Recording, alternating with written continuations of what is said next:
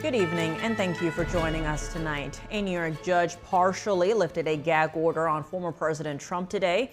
This follows Trump's conviction on criminal charges related to falsification of business records. We turn now to our legal correspondent for more on that, as well as other legal developments.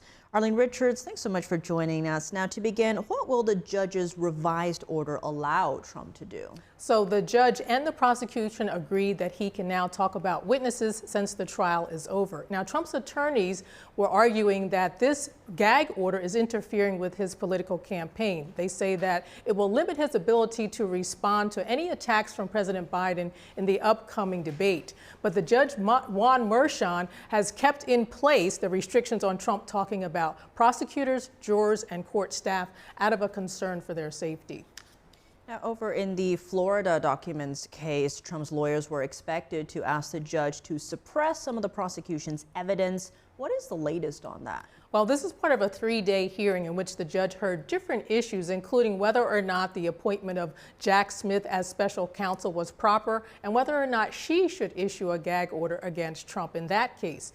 Now, his attorneys wanted the judge to suppress all of the boxes of documents that were taken from his Mar-a-Lago residence when the FBI came in and searched his property. Now, they argue that the warrant application that was submitted in order to justify this search was partly misleading because it didn't include details about an internal DOJ discussion about whether or not the search was appropriate or not at that time. So the prosecution says there was nothing misleading about this. The judge made this decision based on his belief that they would likely find evidence of a crime in the Mar-a-Lago residence. So now they're asking the judge today if she will schedule another hearing in the future so that they can discuss this in more detail.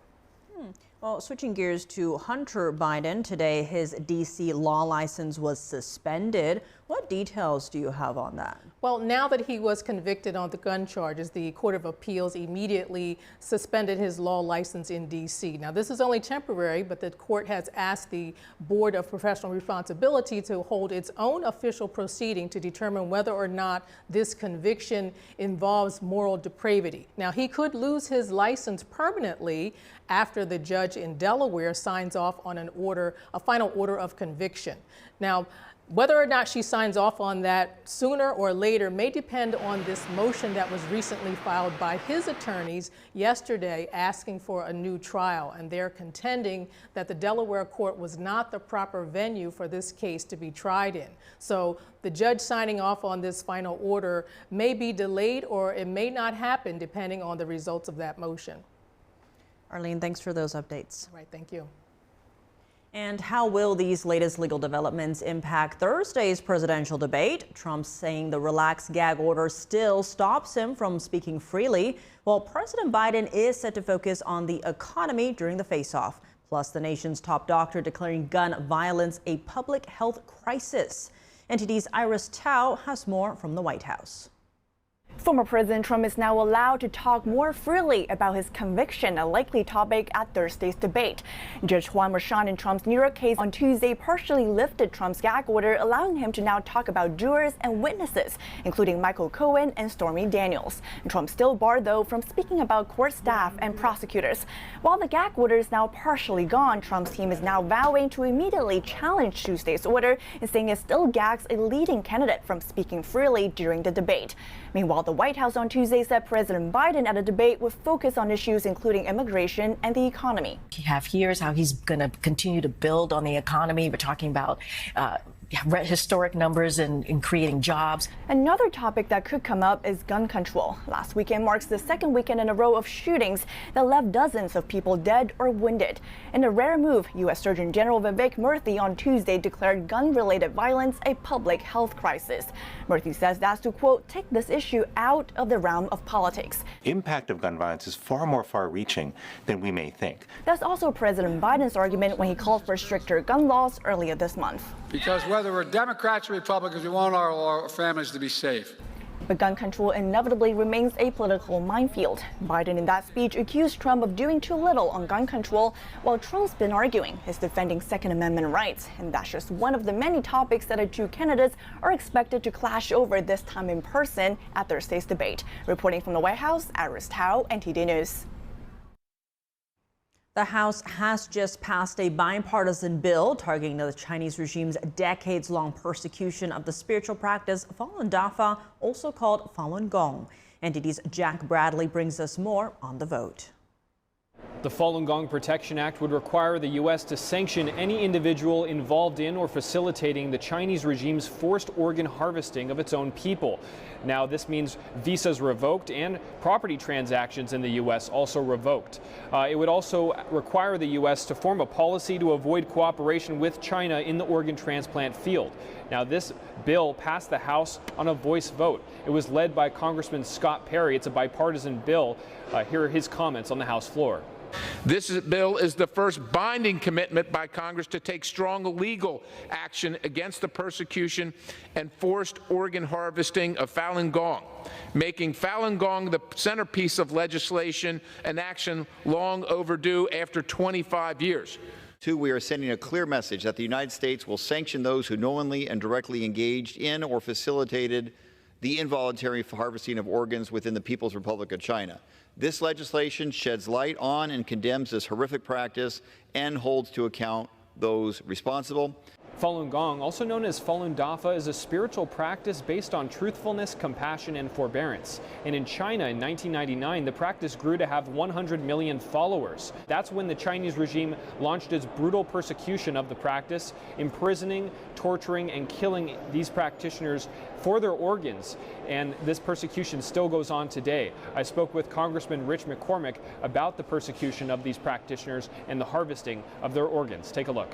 When I was in medical school, they had an exhibition called Bodies. You may remember. Phenomenal display. A lot of them young people. We're trying to figure out what happened to these bodies. They're not damaged. They don't have cancer, but they're now bodies displayed. So we always had suspicions. Of course, no evidence. But yeah, anybody who has forced organ donations or forced donation of anything with your body, that's pretty egregious as far as human rights violations. So anything that would punish that sort of behavior is okay by me. I also spoke with Congressman Ralph Norman about the persecution of these Falun Gong practitioners and the continued human rights abuses that still go on committed by the Chinese regime. This is a tragedy of what our youth are facing with the drugs, but with the organ harvesting, it's intolerable. Well, freedom is not free. We're realizing that now. We've got to fight for it, and just as the Chinese people are good people, but they're under a regime that's suppressing. It tells you that America has got to wake up to stopping a communist regime that's intent on taking over America at every level. This comes after the State Department released its 2024 Trafficking in Persons report, which cited concerns over the Chinese regime's forced organ harvesting. The Falun Gong Protection Act will now head to the Senate floor for a future vote. Reporting from Washington, D.C., Jack Bradley, NTD News. Defense Secretary Lloyd Austin is meeting his Israeli counterpart in Washington today. That says controversy is taking hold in Israel as the military has to start drafting ultra-Orthodox men. NTD's international correspondent Arian Pasdar has the Israel update. Defense Secretary Lloyd Austin is meeting his Israeli counterpart in D.C. Now, the meeting comes as Israel plans to move troops from Gaza to the Lebanese border to tackle Hezbollah.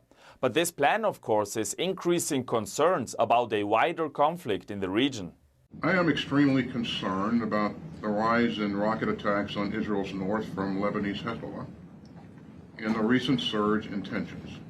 Austin says that a war between Israel and Hezbollah could easily become a regional conflict. Israel's national security advisor says they will spend weeks using diplomatic means to try to find a middle ground with the Iran-backed terrorist group. But if that doesn't work, they will use different methods to attempt to bring calm to the Israel-Lebanon border. The U.S. is urging Israel to use diplomacy, although provocations are ramping up. Hezbollah's provocations threaten to drag the Israeli and Lebanese people into a war that they do not want. Meanwhile, in Israel, the Supreme Court on Tuesday ruled that the military must begin drafting ultra-Orthodox men. Israelis are divided. We're at a time of war, and at a time of war, everyone has to take their part. It's not a good decision, but why it's not a good decision? Because the army is not respect Haredi people. They don't respect it. The historic ruling puts an end to a decades-old system that granted ultra-Orthodox men exemptions from military service. And the head of the UN's Palestinian Refugee Agency says it's getting more complicated to move trucks with aid from Israel into Gaza. We are confronted nowadays to a near total breakdown of law and order. The U.S. State Department explained the problem on Tuesday. Random looting and criminal gangs and criminal actors who have been attacking trucks. He added that the U.S. is now working on a solution. One option is to give UN staff personal protective equipment so they can defend themselves against violent gangs which are building up. Arian Pastar, NTD News. Wikileaks founder Julian Assange is due to plead guilty this week to violating U.S. espionage law. The plea deal will end his imprisonment in Britain and allow him to return home to Australia, ending a long legal odyssey. After 5 years fighting U.S. extradition from a top-security UK jail, Julian Assange appeared to be boarding a plane that Wikileaks says is flying out of the United Kingdom in footage it released Tuesday. He's expected to appear in court on the island of Saipan Wednesday evening and plead guilty to violating U.S. espionage law in exchange for his freedom. Wikileaks shared a video of Assange's wife, Stella, outside London's top-security Belmarsh prison. Julian was kept there since 2019, and she had made many visits over the years to see him. This period of our lives, I'm confident now, has come to an end. And I think that by this time next week, Julian will be free. Filings in the U.S. District Court for the Northern Mariana Islands say Julian Assange agreed to plead guilty to a single count of conspiring to obtain and disclose classified U.S. national defense documents. In 2010, Wikileaks released hundreds of thousands of classified military documents on Washington's wars in Afghanistan and Iraq, and troves of diplomatic cables. The court on Saipan is expected to sentence Assange to 62 months of time already served, crediting Assange's time in prison in London. This would let him avoid being imprisoned in the United States and be left free to return to Australia after the proceedings. Julian Assange's supporters have long criticized the use of charges typically levied against federal government employees in Assange's case, and press freedom advocates argue criminally charging Assange is a threat to free speech. Welcome back. I'm Tiffany Meyer. The plan to give public funds to an Oklahoma religious charter school was ruled unconstitutional today by the state Supreme Court. The online school would have been the first in the nation to receive taxpayer dollars to operate. The case involves St. Isidore of Seville Virtual Charter School. Last year, the Oklahoma Virtual Charter School Board gave the go-ahead for the school application by the Catholic Archdiocese of Oklahoma. The school was planning to open to students in grades K through 12 across the state this fall. The curriculum would include Catholic teachings. Oklahoma's governor and the state's school superintendent support the idea, but the state attorney general is against it. Opponents sued to prevent the school from being established. The state's high court says because charter schools are public schools, they must be non-sectarian. The case is part of a broader discourse on the separation of church and state across the country. In Louisiana, a lawsuit was filed Monday after state lawmakers voted to have the 10 Commandments posted in all public schools. It is so far the only state in the nation to do so. We are pushing back in the strongest terms against the increasingly egregious attempts by the government officials to demolish the wall of separation in church and the wall of separation between church and state, and to use our public schools as a means to convert children to Christianity. The plaintiffs argue the Louisiana law violates the First Amendment's ban on state-sponsored religion. Proponents of the law argue the 10 Commandments have historical, not just religious significance. Mississippi and Louisiana use similar reasoning in enacting laws to display "In God We Trust" in schools. A new survey says that 46% of American EV owners are likely to switch back to gas cars. NTD's David Lamb hears from some Californians who either love their EVs or have the best of both worlds. The 2024 McKinsey & Company Mobility Consumer Global Survey shows 46% of EV owners surveyed in the United States said they will likely return to driving gas-powered vehicles. Worldwide, that number is 29% among 30,000 respondents in 15 countries. But in California, a handful of EV owners NTD spoke to said they love their vehicles. In California, I think it makes sense to use EV cars because the gas prices are higher than the other states, and there are some incentives to use EV cars. I could never imagine paying for gas again. I had to rent a car for a week, and I was like, oh my God, this is just being at a gas station and spending like $100. For those wanting to return to driving gas-powered cars, Australia topped the list, with 49% confirming so. The lack of public charging stations was the main reason. The other reasons were the inability to charge at home, 24%, and too much worry and stress about charging, 21%. Some in California say there are plenty compared to other states. Well, we actually live in LA, and so you get around a lot faster. You can use all the commuter lanes, and there's a lot of places to charge, and gas just got so expensive. The only reason why I really bought it is because my company gives me free charging. But yeah, I'm okay with the electric so far. And some say they still need gas cars, such as for heavy lifting and long distances. If you've got a trailer with cattle in it, you're not going to do that with an electric vehicle, pulling it up into the hills. You know, some people will have to have gas because of this kind of thing. I like it a lot because my other car is a V8 and I use that for weekend. And I still like that sound of the V8 car.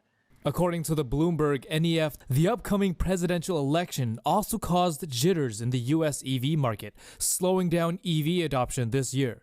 In the landmark 2021 Infrastructure Investment and Jobs Act, lawmakers approved $7.5 billion to build 500,000 public charging stations nationwide along interstates. To date, only 8 public EV charging stations have been deployed in the U.S.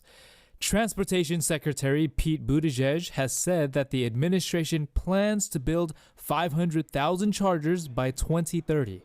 David Lamb, NTD News. Republicans and Democrats in the House and Senate have found common ground in the American Privacy Rights Act. The House is set to mark up the bill, which would minimize online data collection and empower individuals to control their personal information. Our Washington correspondent Luis Martinez has more on this story. The House's Energy and Commerce Committee will begin the markup of the American Privacy Rights Act this Thursday. The bill was originally drafted by Democratic Senator Maria Cantwell and Republican Congresswoman Kathy McManus-Rogers, both the chairwomen of the House and Senate Energy and Commerce Committee, respectively. 73% of adults believe that they have little or no control over their data. Nearly 90% of Americans are concerned about the social media platforms processing personal information about kids. According to lawmakers, the bill would minimize the data collection of individuals and would also prohibit advertising that targets minors. Because I don't trust what's happening at all. Our kids scroll. Companies collect nearly every data point imaginable to build profiles on them and keep them addicted. They intentionally target children with dangerous and life-threatening content. The American Privacy Rights Act would also create a unified federal standard to protect data nationwide. It provides businesses with certainty through a national preemptive standard, secures individual liberties throughout strong data minimization provisions, and cements America's global leadership through data security provisions that warn consumers when their information is being collected and shared with our foreign adversaries like China and Russia. Currently, 18 states have data protection laws, which means that businesses and individuals have to navigate 18 different legal frameworks in order to have their data protected nationwide. The markup of the bill this Thursday will most likely tee up a vote before the August recess. Reporting from Washington, D.C., Luis Eduardo Martinez, NTD News. The European Union's antitrust crackdown continues, now targeting Microsoft. This comes just one day after it charged Apple over similar concerns, both accusations carrying the possibility of huge fines. Here's the story. The EU is now targeting Microsoft over antitrust concerns. It says Microsoft illegally includes Microsoft Teams with Microsoft Office. Teams is a video communication platform that people use to collaborate. The European Commission says including Teams with other popular programs like Word and Excel gives it an unfair advantage. Microsoft faces a potential fine of up to 10% of its global revenue. This is a money grab. A power-hungry money grab. That's it. When regulators see money and they want to shake it loose, they cannot wait to. Financial analyst Vijay Marolia says the move will harm the EU in the long run because it drives away businesses. Businesses could leave because all of the regulations and the risk of potential lawsuits. 10% of a revenue stream?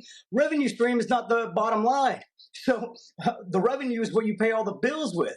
Well, what is to stop them from just not doing business in the EU? The investigations began when competitors Slack and AlphaView complained about the software bundling. Both companies say they welcome the Commission's move. Microsoft President Brad Smythe says the company will, quote, work to find solutions to address the Commission's remaining concerns. More than a year after a Norfolk Southern train carrying toxic chemicals derailed in Ohio, the National Transportation Safety Board, or NTSB, is revealing the results of its investigation. The agency confirmed that a trackside sensor didn't detect in time a burning rail bearing suspected in causing the derailment. The sensor is located 20 miles west of East Palestine, Ohio, where the train derailed and several tanker cars ruptured on February 3rd, 2023. The NTSB also announced that firefighters didn't receive details of what the train was carrying for more than an hour after the derailment. The agency plans to ask the Federal Railroad Administration to create rules on how railroads should respond to the alarms. Other recommendations include establishing a national database to track overheated wheel bearings and increasing training for Ohio volunteer firefighters. It's summer travel season, and over 3 million passengers are expected to pass through airport security across the nation in a single day. This would be a new record. The TSA expects the stretch between Memorial Day and Labor Day weekend to be their busiest season ever. NTD's Fiona G was at Newark Airport to find out more. If you're planning on traveling this summer through any U.S. airport, be prepared for larger crowds and longer wait times. Airports nationwide are expecting a record-breaking number of travelers. Just this past Sunday, TSA checkpoints across the United States screened 2.99 million passengers, which is the all-time record for TSA in our 22-year history this past Sunday. We do expect that this weekend we will exceed that and set a new record, and we'll exceed 3 million passengers screened through our checkpoints in a day. To speed up check-in times and security check lines, airports such as Newark have installed new CT machines. These are X-ray systems that can create 3D images of everything inside your suitcase, which can then be rotated by an officer so they can see a 360-degree view of what you've got in there. The machines can help officers detect explosives even in liquids without ever having to open a suitcase. With the new technology, things like laptops, electronics, and small liquids can stay in passengers' bags instead of being taken out. The good news here is when we're using that full capability and we're using that clear image, we can clear a lot more items of concern right on the screen without having to physically going into that bag. And that helps with our wait times. It brings us down to less wait times as well, because you're able to thoroughly search the bag without having to take it out. The TSA has its own website, app, and social media accounts where you can ask questions or find answers to make your check-in process go more smoothly. So if you're flying this summer, remember to know the rules, pack smart, and enjoy your trip. Fiona G, NTD News. From finding gaps in the U.S. border wall to explaining how to apply for asylum inside the U.S., an online network helping Chinese immigrants cross into the U.S. illegally is coming to light. All of this discovered through a single smartphone left behind at the border. NTD's Julian Song has the details. A Telegram group chat that contributes to the border crisis. It gives detailed instructions on how to cross the southern border and scripts for what to say when applying for asylum. Its owner claims to be a cyber police officer in China. Philip Lenzicki is an investigative reporter at the Daily Caller. He broke the story. And it also acts as a hub for documents detailing specific Chinese illegal immigration paths to the United States. It also contains documents that show as many as 15 border wall crossing points into the U.S., 12 of which are in California. It started when he got a tip from a San Diego resident who lives about 50 miles to the east of San Diego near Jacumba Hot Springs. And he found a Chinese illegal immigrant's cell phone that had been discarded on the U.S. side of the border. The owner of the phone had been getting information from a Telegram group chat called the American Self-Guided Tour. Furthermore, the documents contain information that we can think of as scripts or templates for Chinese illegal immigrants to use in order to answer questions from Border Patrol agents and obtain asylum. The discovery comes as illegal Chinese migrants continue to flood the southern border. 8 months into fiscal year 2024, over 80,000 had crossed into the southern border, exceeding the total from last year. That's according to CBP data. A large number of them are military-age adult men, raising concerns among some U.S. officials that they could engage in espionage activities for Beijing. Back to the Telegram chat, its owner, Jack W., claims to be a cyber police officer in China. NTD can't independently confirm Jack W.'s identity. It's unclear if he's backed by the Chinese state, though he does appear to toe the Communist Party line. He bans and censors accounts that express opinions contrary to the Chinese Communist Party. After the Daily Caller article came out, someone posted it in the group chat. The owner then pinned a message banning future political discussions. Juliet Song, NTD News. And battle of ideas in Africa. A new report says China has been growing its media presence there and pushing anti-American messaging. What's at stake? More from NTD's Juliet Song. A new report says Beijing's mouthpiece now has a presence in over 70% of African countries, while U.S.-funded broadcaster Voice of America only has one bureau on the continent. There's an impact in the sense that China is able to establish and instill certain media and ideological narratives on the African continent. Narratives such as solidarity with China, sort of trying to export authoritarian models onto the African continent. Herman Wasserman, head of the University of Cape Town's Media Studies Department, detailed one case. He told the Epoch Times that he's seen Chinese media reports outline how U.S. companies are profiting from Russia's war on Ukraine. He said the media reports suggested that Washington is keeping the war going because it's making money. But what makes Africa a target for influence? The continent has abundant rare earth minerals, resources critical for making green energy products. African countries also hold over a quarter of the voting power in the United Nations, and economic pressure on those countries could sway their choice of votes. Zooming out, Chinese state-controlled broadcasters have a big reach in Africa. In Kenya alone, China's state broadcaster Xinhua reaches more than 10 million people every month. China's propaganda department also provides free content for African state and private broadcasters. In addition, it trains many young African journalists and sends them on paid trips to China. China trains a lot of journalists, actually probably trains more journalists, more African journalists than any other Western country. Nantolia noted Chinese propaganda has had a limited impact so far. He said a poll sampling residents from over 40 African countries showed over 70% of them preferred democracy.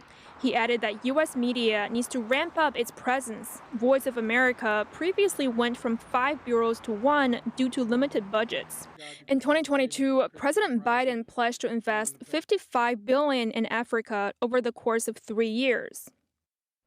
Kenya's President William Ruto today condemning the storming of the nation's parliament after a new finance bill angered thousands of protesters. The incident marks the most direct attack on the legislature in decades. Ruto called the event a national security threat and vowed that similar incidents would be prevented, quote, at whatever cost. Just yesterday, rioters set parts of the building on fire, sending lawmakers fleeing. Kenya's defense minister said troops were deployed to assist the police.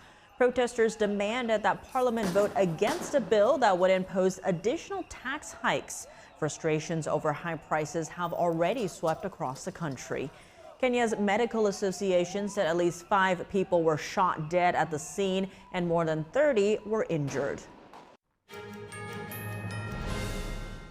Welcome back. I'm Tiffany Meyer. Earlier today, the House unanimously passed the Falun Gong Protection Act in a voice vote. The bill would sanction those involved with forced organ harvesting in communist China.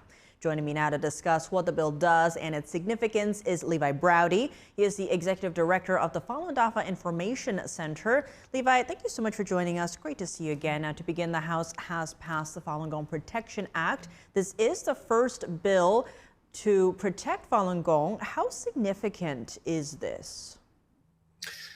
It's enormously significant. I mean, this is a bill that's literally going to save lives. It's going to go a great length to curtail the crime of forced organ harvesting.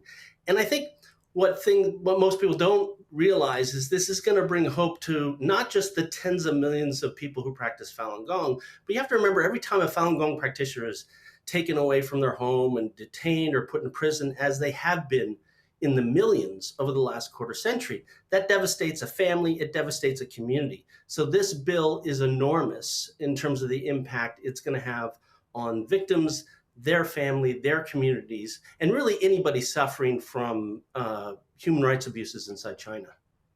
On that note, digging into the bill, give us a sense of what it covers. Well, it's really 3 main things. One, it directs the Secretary of State to designate the persecution of Falun Gong either a crime against humanity or genocide, much like the last administration designated for the Uyghurs. The second thing, it really is a statement of policy. Now, this would become, in law, the U.S. official policy to not be complicit in forced organ harvesting and take measures to actually stop this horrible crime.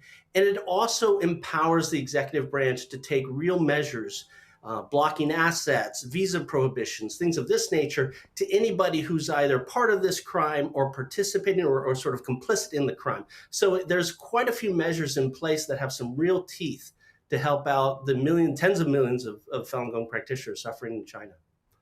When it comes to organ harvesting, how did this start? What is the extent of this? Well, I mean, this goes back 15 years or more when we first found out about this crime, and it's been going since that time.